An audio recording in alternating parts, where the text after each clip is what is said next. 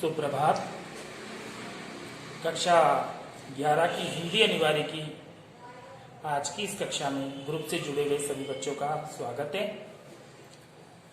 बेटा, पिछली जो कक्षा थी उसमें हमने मीराबाई का पद संख्या 1 का अनुवाद जो है भली भांति कर लिया था। उसके बाद मैंने अगली कक्षा में आपको पीडीएफ के माध्यम से कबीर के दोनों पदों का अनुवाद और मीरा के प्रथम पद का अनुवाद जो है आपको भेज दिया था। आज का जो हमारा प्रकरण है वो है बेटा मीरा और मीरा का पद संख्या 2। शब्दार्थ मैंने इसके अलग से लिखे नहीं है, साथ के साथ जो है बीच बीच में मैं आपको शब्दार्थ भी बताता चलूंगा।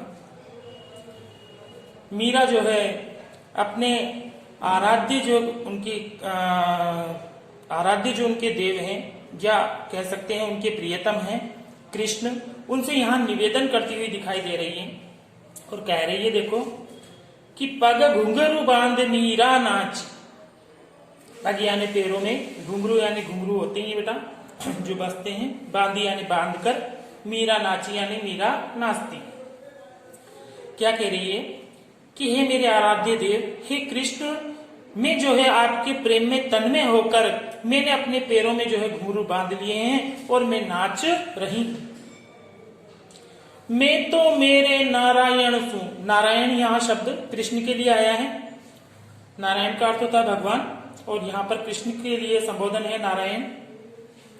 तो मीरा कह रही है कि मैं तो मेरे नारायण सु आप ही हो गई साची। इसका तात्पर्य ये हो रहा है बेटा, यहाँ मीरा कह रही है कि मैं अपने आराध्य कृष्ण की जो है अपने आप ही दासी बन गई हूँ। किसी ने मुझे बनाया नहीं, मैं स्वयं ही जो है नारायण की दासी हो गई हूँ और उनके प्रेम में जो है वशीभूत होकर के, उनके प्रेम में के वश में होकर के जो है मैं पूर्ण रूप से जो है उनके प्रति समर्पित हो गई। अब इस तरह मेरा उनके प्रति समर्पित हो जाना ये लोगों को जो भा नहीं रहा है, उनको लोगों को सुहा नहीं रही है ये चीज। तो लोग क्या कह रहे हैं, लोग कहे मेरा भई बावरी। लोग जो है मेरे बारे में भिन्न भिन्न प्रकार की बातें कर रही हैं, कह रहे हैं देखो ये मीरा जो है ये बावली हो गई है, ये जो है अपने कुल की मान मर्यादा लोक लाज को छोड़ बैठी है और कृष्ण के प्रति इसका जो है दीवानापन जो है इसको पागल बना रहा है। देखो मीरा जो है पागल हो गई है, बावरी हो गई है। न्यात कहे कुल नासी, और न्यात का मतलब होता है बेटा परिवार वाले या सगे संबंधी या रिश्ते नातेदार। और मेरे जो बिरादरी वाले हैं या मेरे जो सगे संबंधी हैं वो मुझे कुल नासी, कुल कलंकिनी कहकर जो है संबोधित कर रहे हैं। जो परिवार की लोकलाज जो मैंने छोड़ दी है उस कारण जो बिरादरी वाले लोग हैं वो मुझे कुल नाशिनी, कुल कलंकिनी की जो है संज्ञा दे रहे हैं। विष का प्याला राणा भेजा, और जो मीरा के ससुर है उन्होंने तो हद ही कर दी।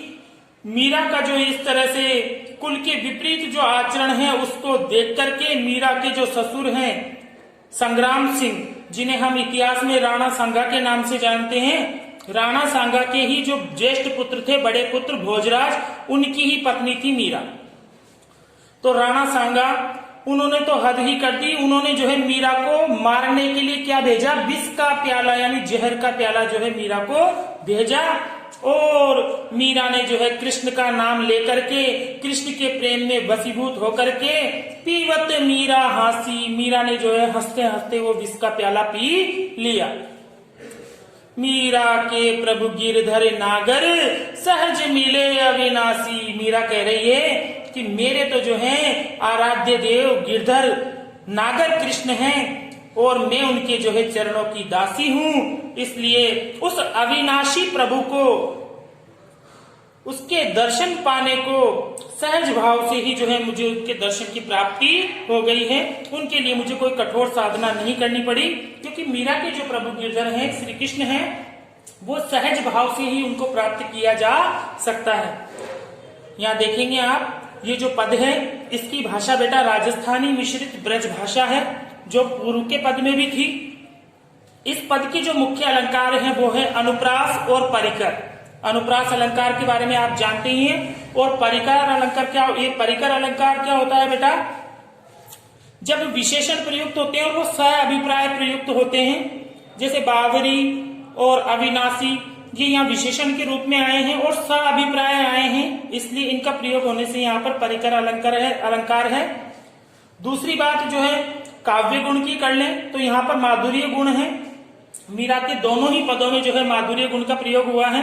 3 प्रकार के काव्य गुण होते हैं, मैंने पूर्व में भी आपको बताया, ओज गुण, प्रसाद गुण और माधुर्य गुण।